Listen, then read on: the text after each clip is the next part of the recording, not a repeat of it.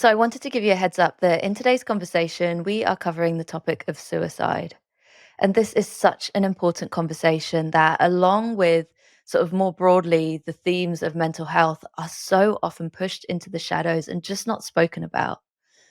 But please make sure that you listen with care and see the show notes as well for links to organizations that you can call if you need to talk to someone. I think that's the crux of suicide, isn't it? That people don't feel that they can talk. They don't feel that they can say what's really going on. It's a societal issue. It's not a personal issue. It's a societal issue. And the fact that, young men are the biggest, the biggest rate of suicide says it all, because young men aren't allowed to be emotional. I think things are changing, but I'd love to see more change.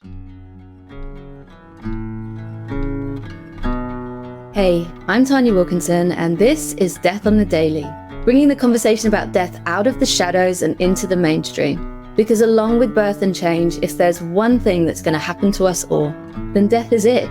And we're going to explore how death actually shows up for us on the daily in a multitude of ways, and how when we allow ourselves to accept and to be with death, how it can teach us a whole heap about how to live this life well.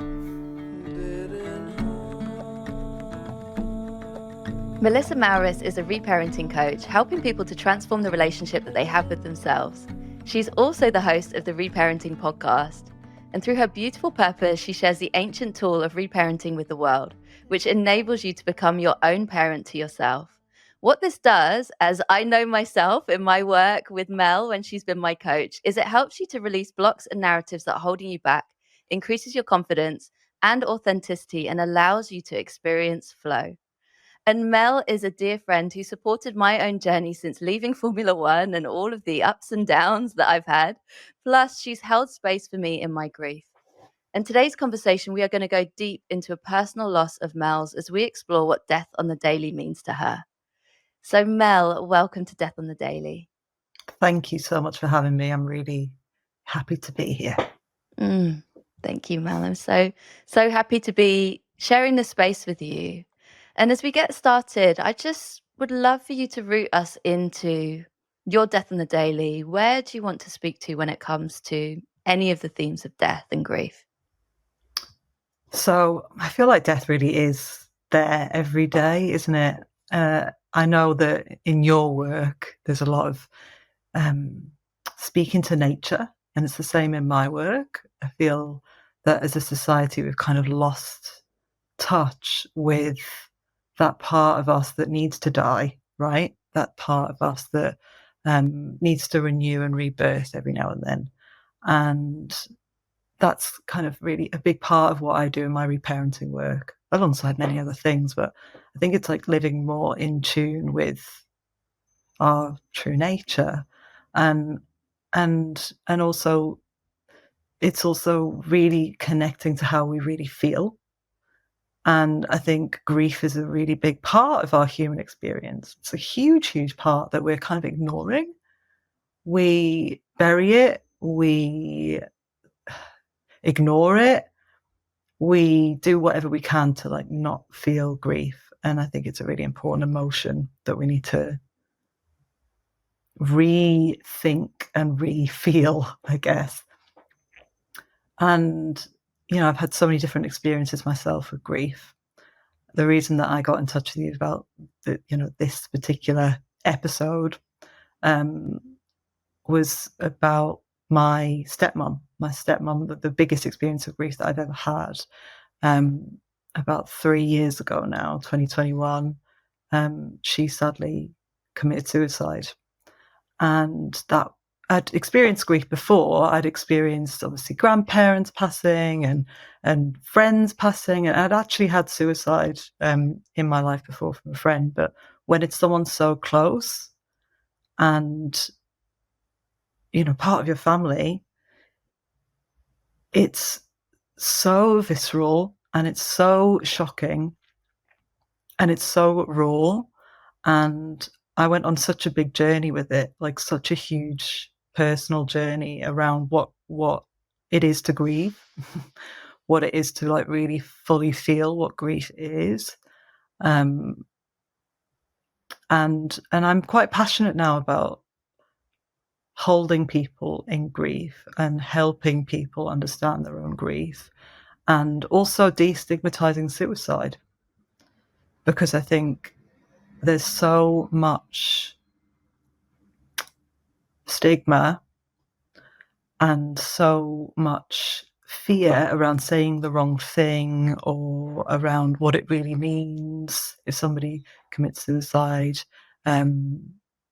And yeah, I really wanted to talk to that a little bit today. I really wanted to talk about my personal experience and what my reflections are on it, in the hope that maybe it'll help others that have been through it or are going through it, or have in any way been touched by suicide. Thank you so much, Mel. And it's such an important conversation. You know, the topic of death in general, as you shared, is pushed into the shadows, but specifically when it's topics that our society has deemed a taboo, like death by suicide. And, you know, I think that where we can share our experiences is so important, because it shows others who are feeling really alone in their journeys that they aren't alone, and that there is support and conversations and space that can and should be held for all of us. So let me hold some space for you. Let's speak to your experience. I'd love to hear more. Anything that you wish to share.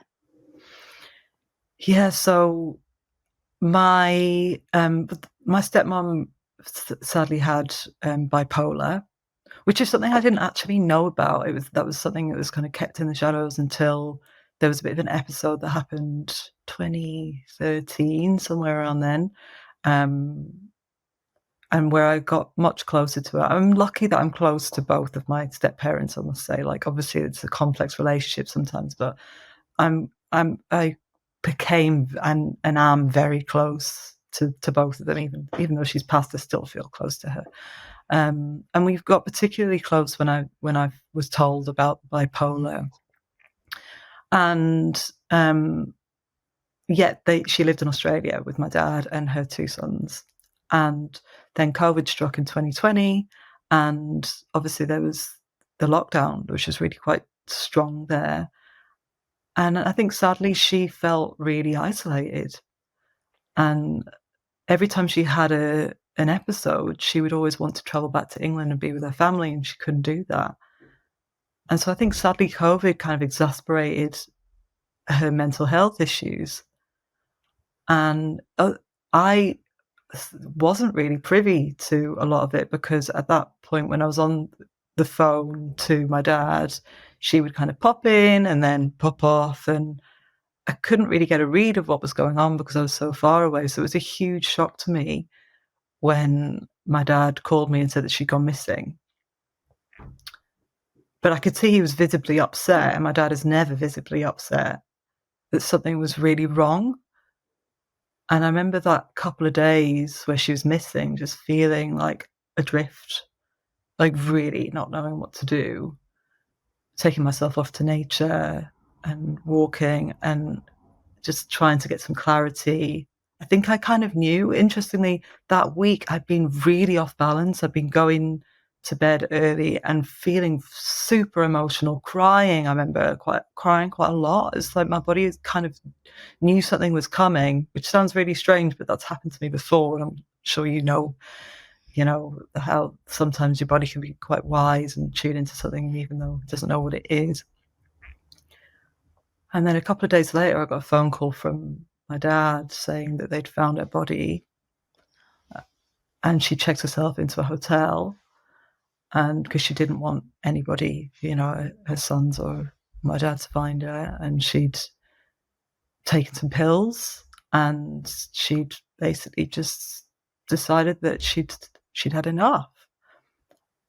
And I think I'll never ever forget the look on my brother's face, both of my brother's face, on that phone call, and also the deep horror that I felt inside my body. Like I just couldn't believe it. I couldn't believe that she could feel that badly about herself.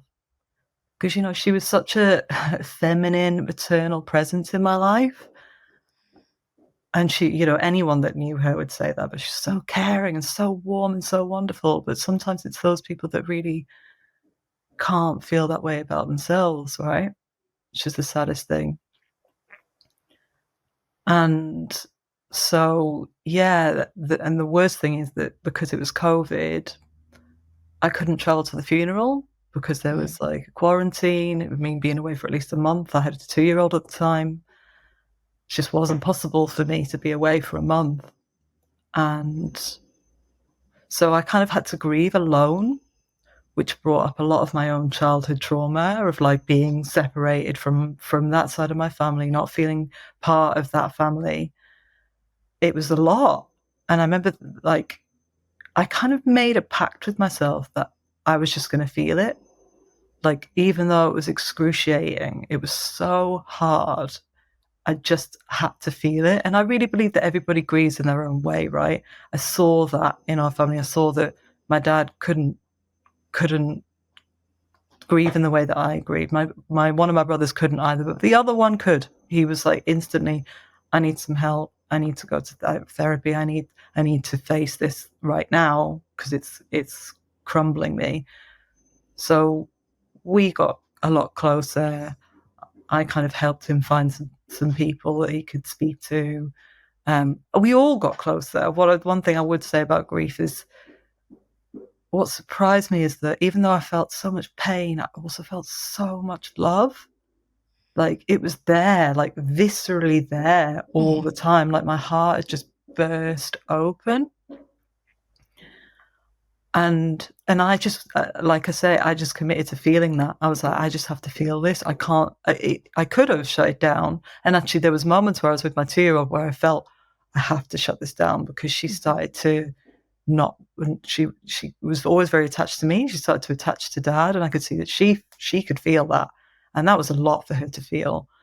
And, but in the moments where it was just me, I was just like, I've just got to feel this. I've just got to feel this. There's no other way through it for me. So I did. And like I say, it was everything. It wasn't just pain. It was love as well. And it was compassion. And it was, all I can say was it was such a mix of huge visceral emotion, just like a cauldron. I felt like I was swimming in a cauldron of emotion for that first month.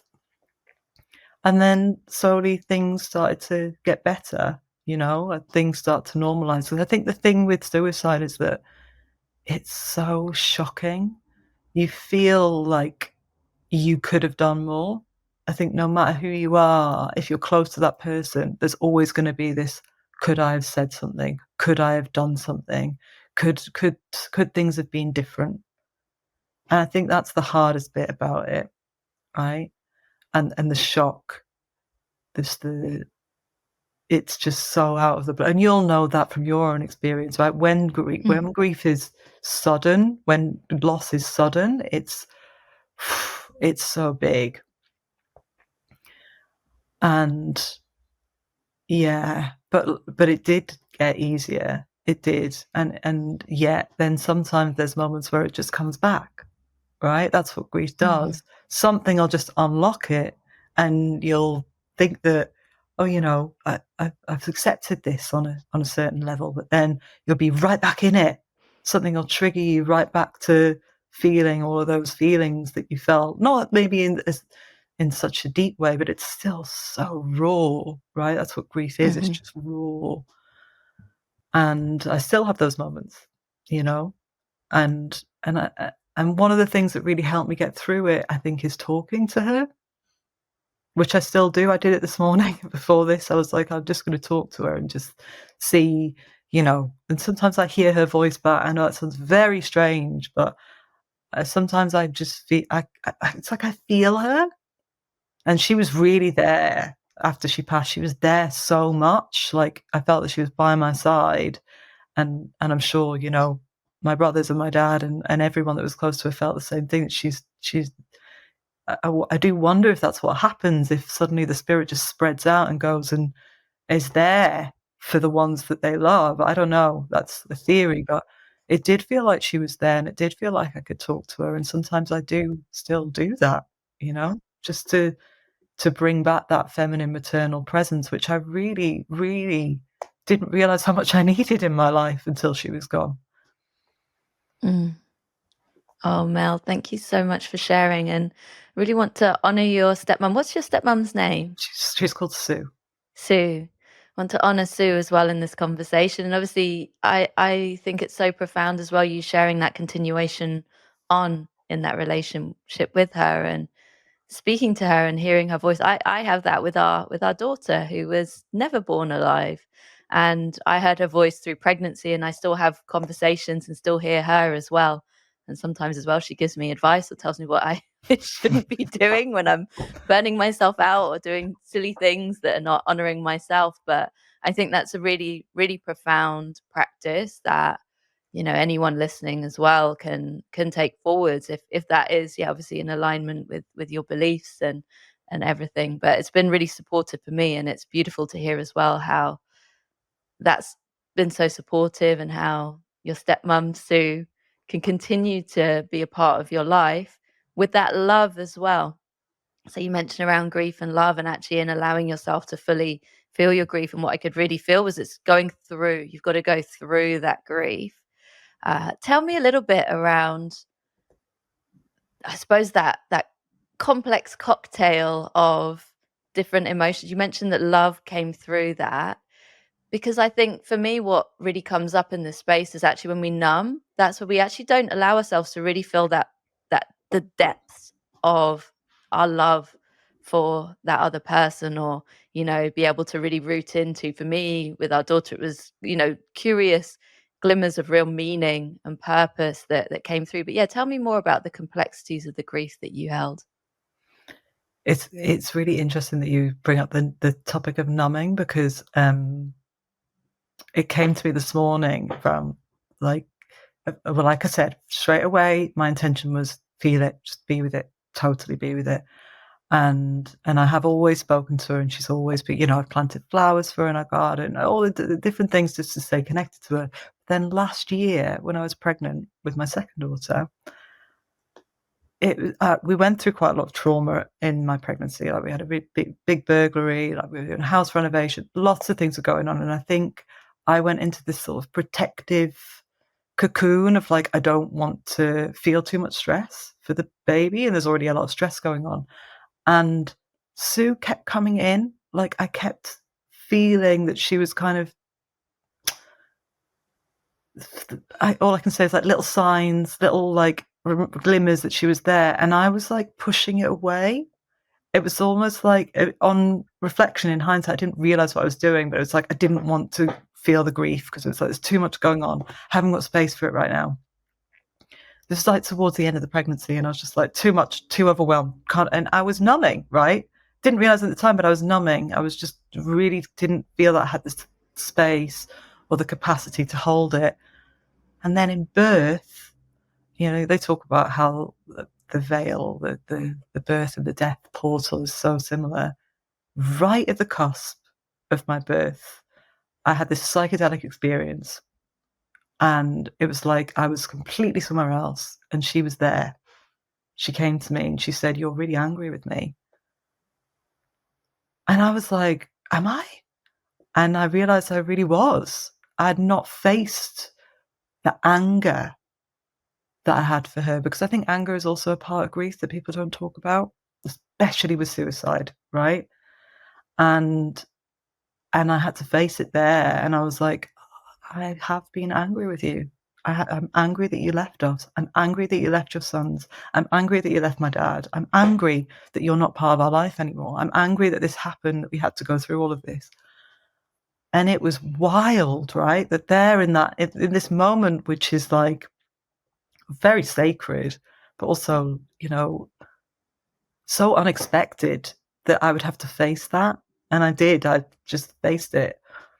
And then I kind of reflected on it weeks later, and I was like, wrote her another letter, which is a practice that I really like to do, and really tried to like get into what's going on there. Like, why am I not allowing myself to face this anger? And it was the protective mum in me that was like, I don't want to feel too much, But in that, you're not feeling also that the other side of things. You're not feeling the closeness and the intimacy with her and with yourself, the love that you have for her, yourself, your family.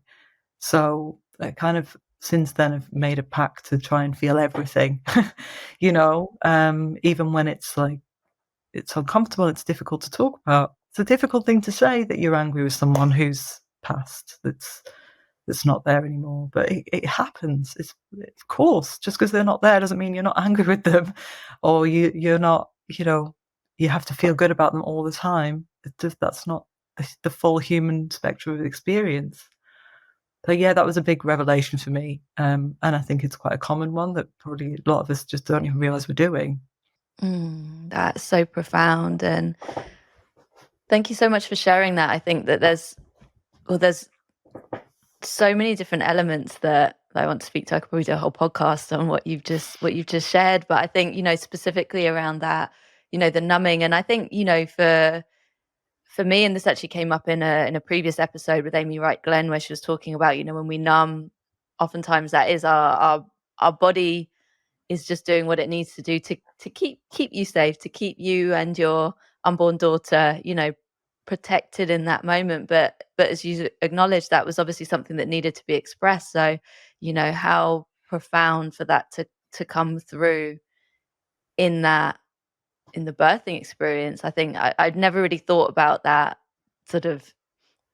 I think about it in my own experience because it was literally obviously birth and death coming together, but actually in you know ev- sort of your typical birth. Say typical birth. What is a typical birth? But the other side of birth, that actually that it can bring these things through that need to be spoken to, and obviously that can be with the spirit world with Sue. And I think that I loved the fact that actually you mentioned as well around the fact that anger, it's okay for that to be expressed. If you need to express your anger at someone who has passed, that's totally okay. And again, I think that we put a lot of pressures on ourselves. I mean, in everyday life, we put a lot of pressures on ourselves, and again, numb these emotions when we're stood with the person, but even more so when they're gone, and that complexity can continue. So I love that. And that practice that you shared around writing a letter, I think that's so, so profound. And for me as well in my journey, that's been really healing as well, to be able to truly express everything that's coming up and my frustration and all of this stuff, to be able to just get that out in writing, to have a conversation where something just needs to be expressed through. So yeah, thank you so much for sharing that. And the other side of numbing that I really want to speak to as well is that you mentioned it earlier, the stigmatization that we've got in our society, and particularly when it comes to suicide and more broadly, even mental health. Obviously, it's so just not spoken about. So I'd love to hear just any of your reflections on that, of sort of, I suppose, what do you see out there in the world, and where do we need to get to, and how can we do that in sort of community care and support of each other? Yeah, it's a really good question, isn't it? And I think often it's because people don't know what to say. And then maybe the person that's experiencing it picks up on that, and then they hold themselves back. I had a really wonderful conversation with my neighbour the other day, who I don't know very well. She lives like a lot further down the street. But I just walked past and we got into a deep and meaningful, and somehow we ended up on the topic of me and my family, and I just said it. I just said, sadly my stepmom committed suicide, and I could have just said, you know, my stepmom passed away. But I thought, no, I'm not gonna mask that. Like, I'm just gonna say it like it is. And then she shared that she had suicide ideation, and she'd actually tried to commit suicide a few years ago, and all the help that she'd found. And we had such an incredible conversation because I'd actually shared that. And that's not an everyday occurrence, but I was just so grateful that I didn't hold myself back, which, I have definitely done in the past, because it's not always the most comfortable conversation to have, but I'm trying to get better at that. And something that was really amazing when Sue passed is that I put a post up on Instagram after a couple of weeks just to honor her and say, and just to say how much that I loved her and that I couldn't believe that she'd done that. And for anyone that'd been through it, like, I just wanted to say, this is so heartbreaking, but also a really like visceral, profound experience for me. And the reactions that I got, there was people that I hadn't spoken to in 10 years who showed me so much duty and care. It was incredible. And it was another reminder to me that don't hide, right? Don't hide from the topic, because there's a lot of people out there that do care and that do, that do want to do what they can to help you. But I think because of how society's set up, we do often just hide away in the shadows. Or, when somebody does say something, we can fumble and say, oh, I don't know what to say, about suicide. I don't know. People don't know how to hold it. And if you are on that side, all I would say is you can say that. Oh my God, that must be really challenging. I wouldn't know what that felt like. I don't know what to say to that. Like, just be really honest. Because even that, like, I got some text messages just saying, I'm thinking of you. I don't know what words would help, but I just wanted to say I'm thinking of you. That touched me deeply. It really made me feel held, right? And I think that's all you want when you're going through grief. You don't want someone to understand the full complexity of it. You just want to know that they care and that they're willing to like hold you in any way, shape, or form that they can. So it would be great if we could talk about it more. It would be great if, even in the discomfort of it, we could just sit, and be with that. It would be great if people could feel like suicide isn't something to be ashamed of, that it's something that happens when somebody's struggling so hard. We don't know what's going on. That conversation with my neighbour really showed me I had no idea that she would have been going through something like that recently as well, a couple of years ago. And we have no idea what somebody's going through. And the more that we can talk and just be super open and vulnerable and just honest in what's going on, the more that we can actually save people from things like this. I think that's the crux of suicide, isn't it? That people don't feel that they can talk. They don't feel that they can say what's really going on. It's a societal issue. It's not a personal issue. It's a societal issue.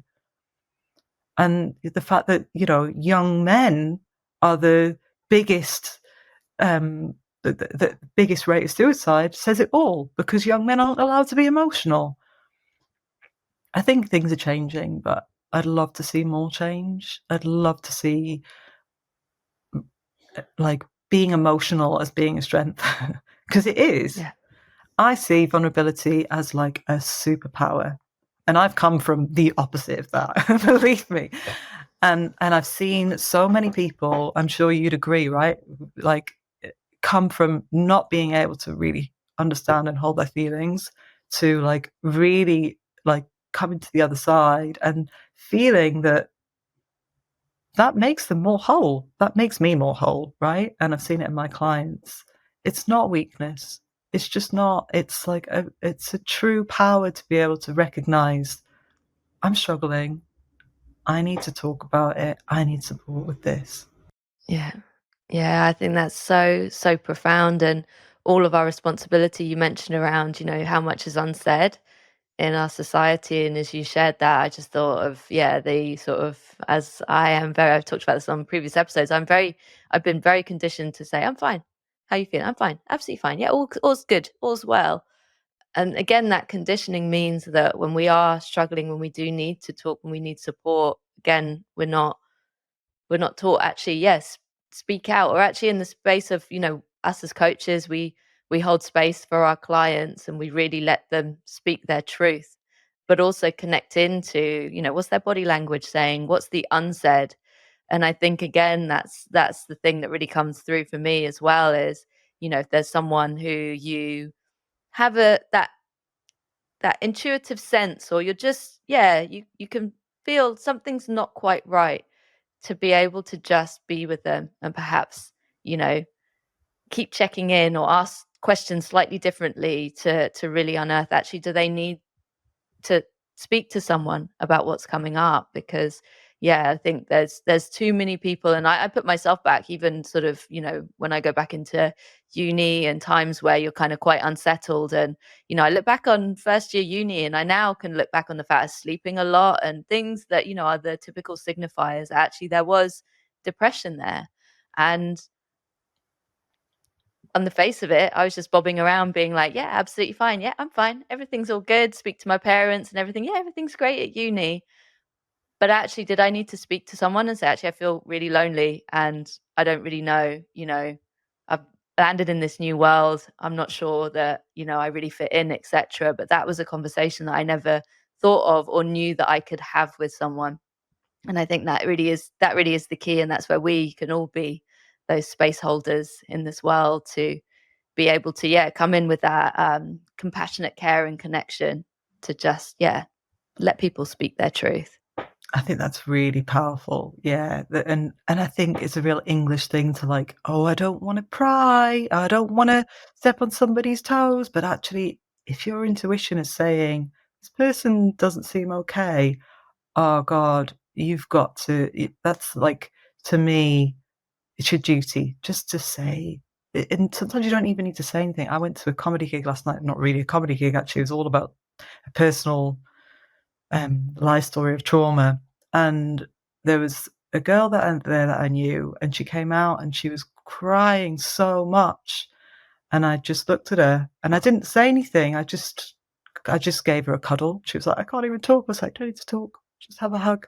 Sometimes somebody just needs a hug, right?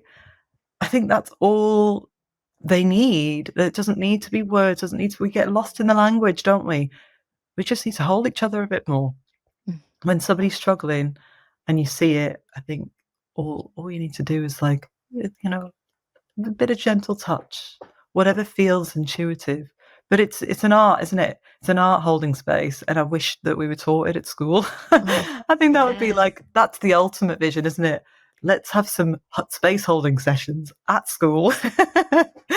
And then what a different world we would create. Oh, yes. That is so, that would change things, wouldn't it? It really, really would. And just, and also to your point, space holding doesn't need to be, let's have a big conversation, because sometimes people can't find the words. Just knowing I'm here, that hug, that, touch on the shoulder, or just sitting with someone and being like, let's just sit and have a cup of tea and stuff. But if we're taught that from childhood, then it again, that it destigmatizes that conversation of, how are you? Oh, I'm fine.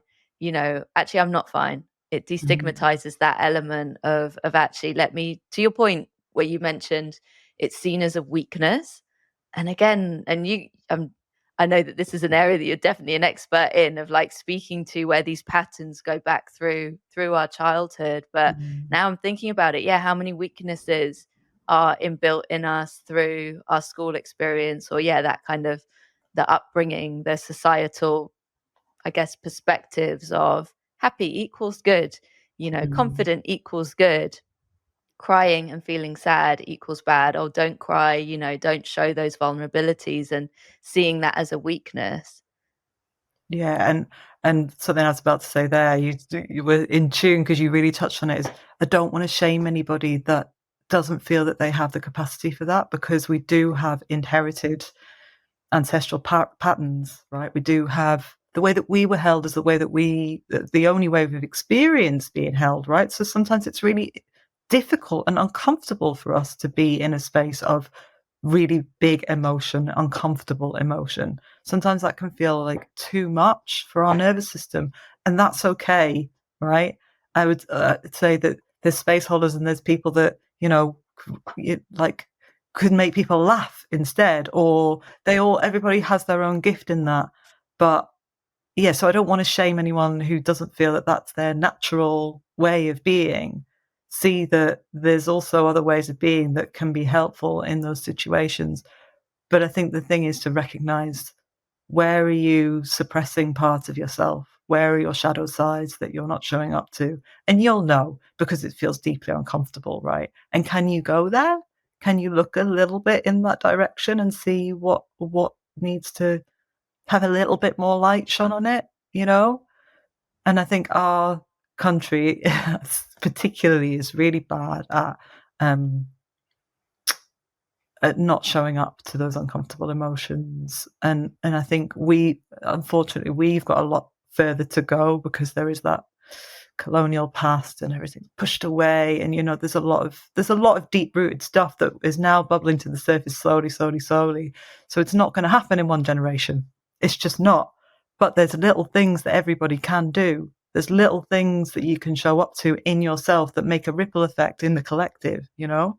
And even if that's just like changing the way that you hold your partner's emotions or your child's emotions or your mum's emotions or whoever it is that you feel closest to and it makes you really uncomfortable, how can you pattern break that? How can you really challenge yourself and your perspective and your way of holding that? That's what creates a big effect through not just your family line, but through how you hold yourself in the whole world. And of course, that creates more of an effect than you realize. Yes, I love that. Pattern breaking, that ripple effect that we can have, as you mentioned, it's intergenerational change that is happening, but actually how we can all be a part of it. And you mentioned nervous system as well. And I know you're an expert in nervous systems, supporting and soothing our nervous systems, which for me has been a godsend at many points in our journey of working together. But tell me more about when it comes to holding those big and difficult emotions and exploring into those shadowy parts that have been pushed down both within ourselves as well as within society, what can we do to soothe our nervous system and just to be able to step through it, I guess, with that connection to our body? First of all, I wouldn't say I'm an expert in the nervous system, but I'm definitely deeply passionate about it. I'm a bit of a nerd on it, and I've learned a lot from Beth, who's a nervous system coach, who's on my podcast, and various other practitioners who are, you know, floating around in my world. I've learned enough to know that to soothe it, you need to really create space. That's the biggest thing, to really understand your nervous system. My coach Laura actually has been really incredible at helping me see where my nervous system has we all have different states, right? We all have fight, flight, freeze, and I've moved through so many of those different states. You can have a dominant one, right? And at certain points I've had a dominant one, but at other points I've moved into something else. And so your nervous system's really adaptable and really flexible and really powerful. And I'll speak to your point before that they're there for a reason, these reactions, right? They're protecting you because it's too much for you to hold in that moment. But to soothe it, you need to create that space either during the event or after the event to really hold what's going on, hold the emotion, hold the full force of what's going on. And sometimes that might feel, you know, impossible. But when you create that space, when the time is right, and you can, I always say it's like when you can witness yourself, you know, when you see, oh my God, what I did there, like I've seen what I'm doing, that's like the hardest bit because you get to stand back then and be the observer of what your nervous system is doing rather than actually just being in the pattern itself. And then that's where the space comes to say, okay, what can I do differently? I mean, in my reparenting practice, I would always say, what do I need? First, it's hold space for the emotion, and then what do I really need in this moment? Like if I was going to be that wonderful, unconditionally loving, like perfect parent for myself, what would I give myself? It's a really difficult one because a lot of us don't really know what we need. We're conditioned to like just block that out, you know, the school system, like culture, all of it, just like we're not taught to prioritize our needs. But once we start to hold space for the emotional level, that does start to become easier to recognize. And once you start to give yourself a little bit, then it's easier to form a bit more of a practice. But the nervous system, like I say, is like, it's a unique imprint of your whole life, right? Your whole life experience is there stored. It's like amazing. It's like a thumbprint of like all of the stress and all of the trauma and all the good stuff too, right? It's all there in your nervous system. And it will give you insights at the time that it's ready for, right? I think a lot of us try to like get to this moment in time and we're this perfect person. Blah, blah, blah. There's never going to be a moment in time where you're free of all the stuff in your nervous system. But it will give you the insight if you create the space first, if you get the support that you need, sometimes you can't do it on your own, then it will give you the insight that you need in order to let go of that little chink in the chain and free yourself of some of those limitations or emotional blocks or whatever it might be, to be more wholly you, I guess, to be more true to your childhood nature, I guess, because we're all born totally free and open in our nervous system, and then it takes a whole life to build up all of the tangles. Yeah, I hope that answers your question. It does. It does. And to me, you're an expert in this because we do so much in our coaching. And I love that around that, creating that space, because that's what you really helped me to do. And actually, if I sort of interconnect our conversation into my one with your dear friend, Liv Nunn, where she spoke about when we all worked in the music industry, actually. And when she spoke about her music industry career and that kind of numbing through that workaholic sort of nature, and that really resonated with me, and I kind of came pelting out Formula One.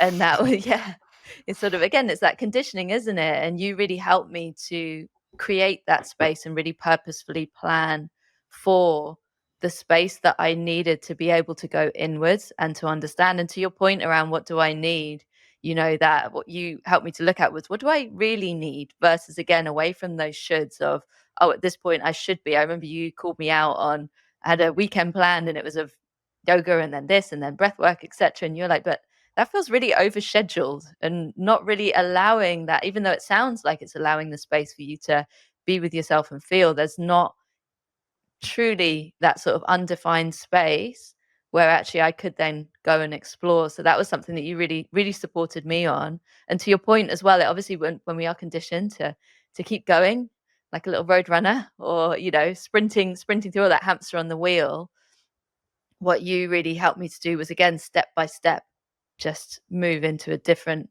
way of being, where I could really feel and allow that depth of experience, which ultimately, in the grief that I went through last year, 100% supported me. And then, to your point, being able to set my own intention of, I'm going to sit with this, I'm going to be with this, and for the first time as well, I'm going to actually completely push pause on everything when it comes to work. So yeah, just wanted to share that from my personal experience of working with you. That's so powerful. Thank you for sharing that. Oh, thank you, Mel. And when it comes to the stigma of death and grief, I'd love as well to hear your thoughts around the role of sort of that reparenting can have in. For me, this is really resonant because this is asking a question that's really pertinent for me in my experience. But I think, to your point around particularly British and other sort of Western culture around our conditioning, because death is so stigmatized and pushed into the shadows. And as a result, for example, when it comes to my parents, death wasn't really spoken about and things were really pushed down. So yeah, tell me a little bit about how reparenting can come into this space of helping us to sort of, I suppose, reset and reconnect to that relationship with death. Yeah, it's a big one, isn't it? Kind of first want to share something that just came to me in a personal experience of, like, I remember my great grandmother dying at 12 or 13, old enough to, like, really understand death. And I wasn't, it was like, I didn't go to the funeral. There wasn't a question that I was going to go to the funeral. And I think that kind of sums up that kind of British mentality of like, oh no, like they're too young to understand. But actually, my daughter, when she was 2 or 3, she was asking about death.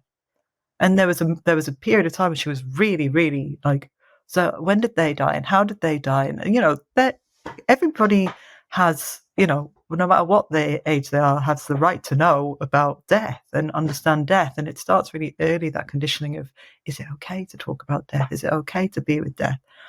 And so reparenting is really about, becoming your own parent, but also like unpicking some of those societal narratives or maybe familial narratives and where they intertwine, and start to challenge them so that we can do things the way that we want to do them rather than the way they've always been done. Because there's some wonderful things about our culture, incredible things about, how we celebrate and honor things, but death isn't definitely got a bit of work to do, right? So reparenting can really help you just stand back and assess, like, is this serving me? Like, is this, we can very easily just fall into the same pattern. So like, I could very easily have just had the same pattern with my daughter, and like, we don't talk about death with you, and you don't come to like any like big like funerals for our family. But I'm really passionate about making sure that she understands death is just a part of life. We can't escape it. And that's what I help people in the reparenting process with, right? There is no stigma unless you create the stigma or you inherit the stigma. So how do we really challenge that and say, like, what do we want to believe about death? Like, do we want to be afraid of it? Do we want to put it in the shadows? Do we want to, suppress it down? Or do we want to celebrate it? There's many cultures around the world that celebrate it so well. I know yours does, and like you look to like Mexico and all these different places where it's like, wow, like death is like woven into the fabric of life, so it's possible, right? It's totally possible. So if I was to work with somebody in the reparenting process, I would really question, like, what were you taught, what were you shown? It's really what are you shown, because you imitate, right? What were you shown? What feels good about that? What doesn't feel good about that? What feels good in your heart? What do you want to do? So you don't have to do what everybody else has shown you is done around you. You can do whatever you want to do. And it takes a lot of courage to do that. It's not for the faint-hearted, right? And this is something you're doing so well. I can see that in you. You're like spearheading this like bright lantern. So yeah, like hats off to you for being so courageous to do that. And but this is it, isn't it? This is us rewriting the narrative, rewriting what's gone before into something that feels more true to us. That's all it is, right? And this can be in grief, and it can be in love, and it can be in whatever, any part of your life. But yeah, I hope that reparenting can help. And it's not just that, actually. It's also a lot of the reparenting work I do is about going back to your child, your inner child, and really holding space for the part of you that wasn't, maybe grief wasn't held as a child, or maybe like it's not death, but it's like part of an ending that wasn't held.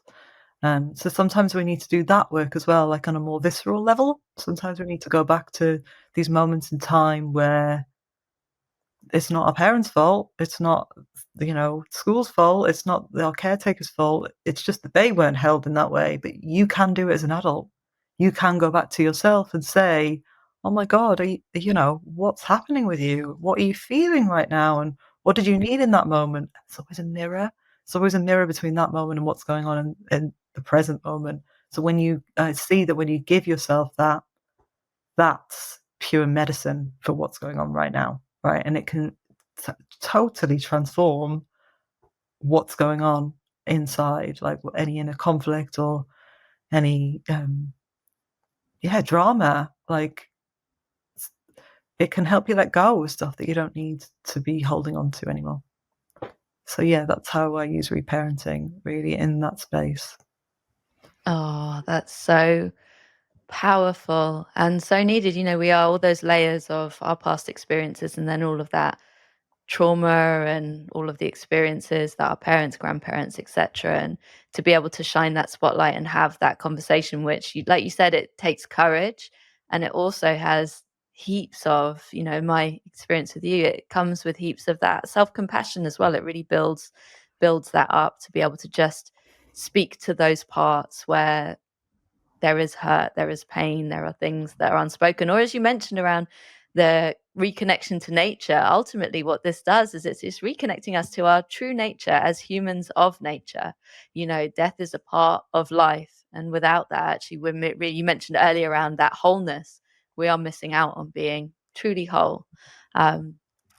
So Mel, we are coming towards the end of our conversation, and in Death in the Daily, we embrace the impermanence of everything, including our conversation, which is always a sad thing for me, but one that I have to accept because, I mean, I am definitely long form in everything that I do, and I could talk for hours.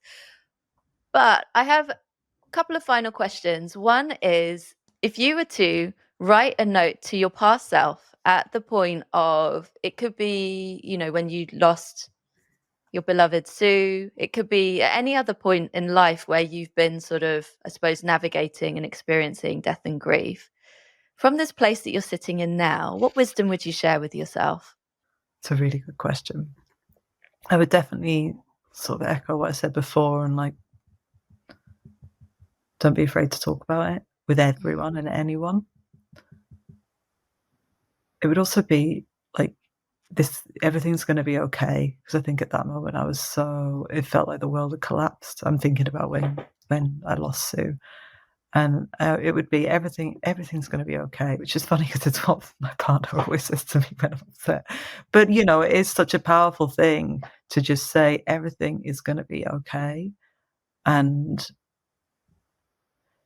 it's probably like you have the strength to cope with this, because there's often that doubt in you, isn't there, when things feel so intense, so overwhelming, that how are you going to get through this? I think that's what grief does. It breaks you in a way, but then you always come back together, and sometimes in a stronger sense, right? You've built your resilience. So it would be those things. It would be, yeah, you will rebuild and feel stronger.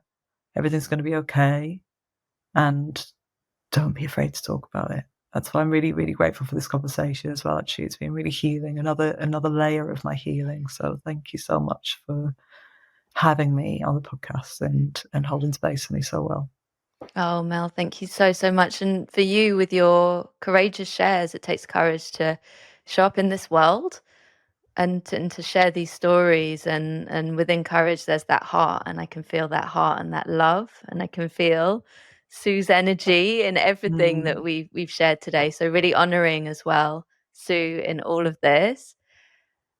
And finally, is there any final words that you wish to share, as well as where people tuning in can connect with you and can find out more about you and your work?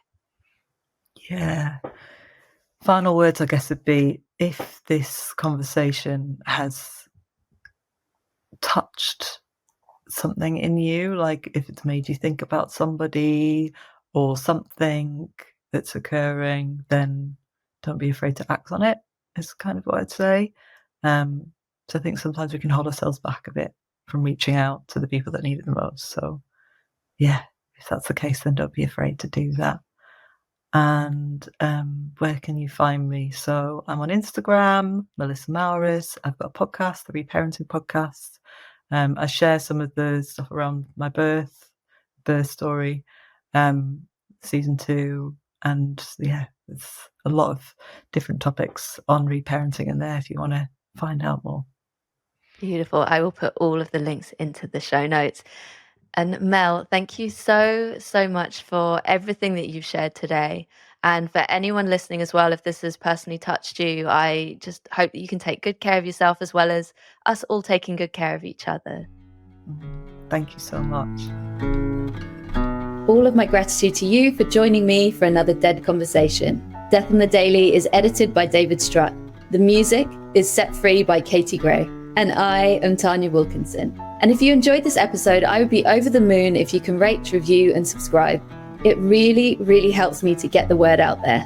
And if you want to say hi or to hear more about my work as a coach and death doula, including how I support my clients to navigate their death on the daily, then all of the ways that you can connect with me are in the show notes. I'll be back soon with some more Dead Conversations. And in the meantime, take good care of yourself and others.